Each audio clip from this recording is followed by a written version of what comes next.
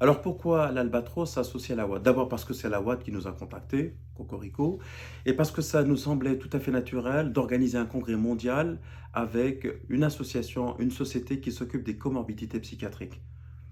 Quelques pistes, l'Albatros a été fondé par des psychiatres addictologues, la WAD a été fondée par des psychiatres addictologues et la WAD est dirigée par des amis, par des experts qui viennent d'Espagne, qui viennent d'Amérique latine et qui ont essaimé sur le reste du monde.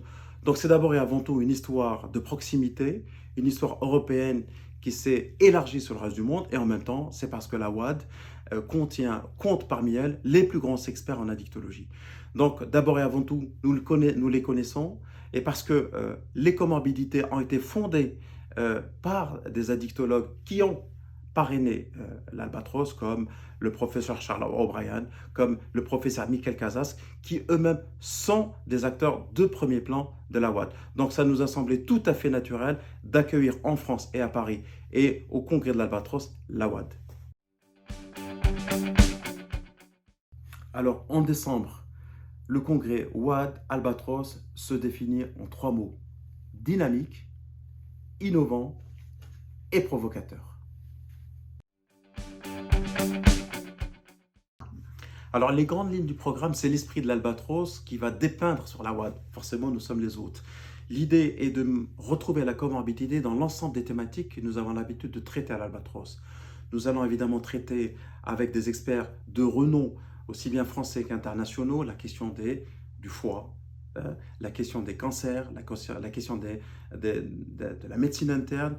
Nous allons également débattre de l'ensemble des produits, les produits addictifs. Nous allons évidemment débattre des comportements addictifs, notamment le jeu, le sexe. Et ce qui est intéressant, c'est que nous allons donner la parole à des jeunes chercheurs qui vont décliner leurs topics de recherche à travers toutes ces thématiques.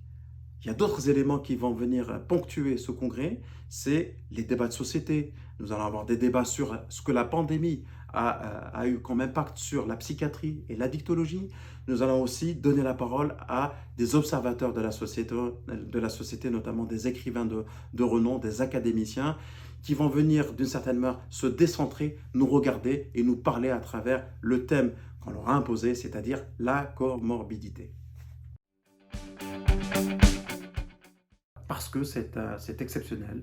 Nous ne ferons pas tous les ans une association avec la WAD, parce que vous avez les plus grands experts au monde qui vont venir parler d'addiction et de psychiatrie, parce que c'est une des rares fois où, en français, avec des traductions évidemment simultanées, nous aurons des orateurs qui vont venir parler de leurs articles, de leurs recherches qui régulièrement sont publiées en langue anglaise, et parce que c'est une des rares fois où on va avoir un congrès international qui va se tenir en présentiel. Donc, je vous invite à vous inscrire, à proposer des abstracts, à faire la publicité de cet événement et venir très nombreux d'abord parce que c'est convivial et parce que le niveau scientifique est de très grande qualité.